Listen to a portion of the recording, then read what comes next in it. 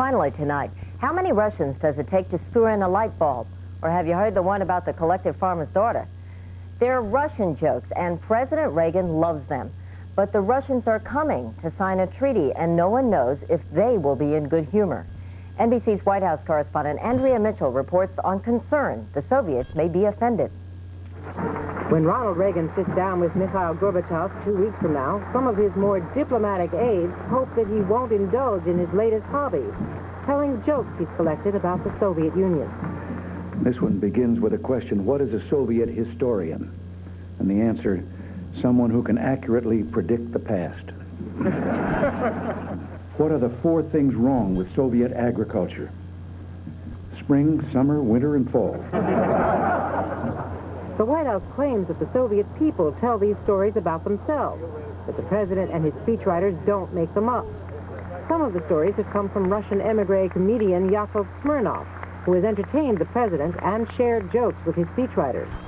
Other stories are passed along by U.S. diplomats and CIA agents working in the Eastern Bloc, although some Soviet experts have suggested that some of the jokes are made up to suit the president's political purposes. One of Mr. Reagan's favorites is about the Russian who puts down his money for delivery of an automobile in exactly 10 years. And the man said to him, taking the money, "All right, come back in 10 years and get your automobile." And he said, "Morning or afternoon?" And the fellow said, "Well, we're talking 10 years from now. What difference does it make?" Well, he said, "The plumber's coming in the morning."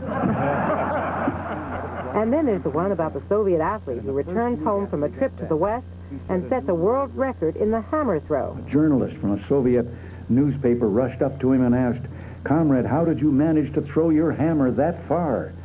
And he replied, "Give me a sickle and I'll throw it even farther."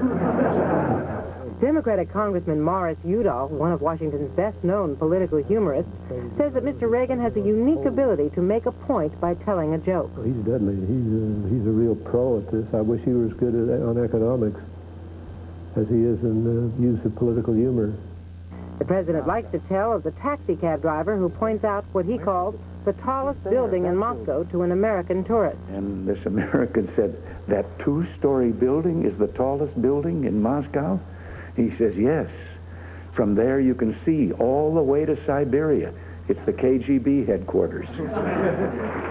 But some of the jokes might offend a Soviet visitor, like the one about the little old lady who asked Mikhail Gorbachev who invented communism, a politician or a scientist. Oh, he said, I guess politician.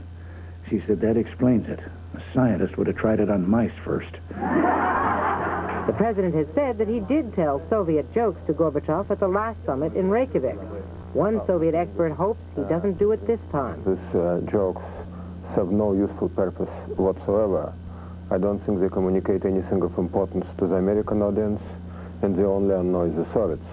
One White House official said the president uses a lot of Soviet jokes because clean jokes are hard to come by. If the Soviets are amused, they're not saying. One Soviet embassy official said he's heard about the jokes, but he's too busy preparing for the summit to comment on them.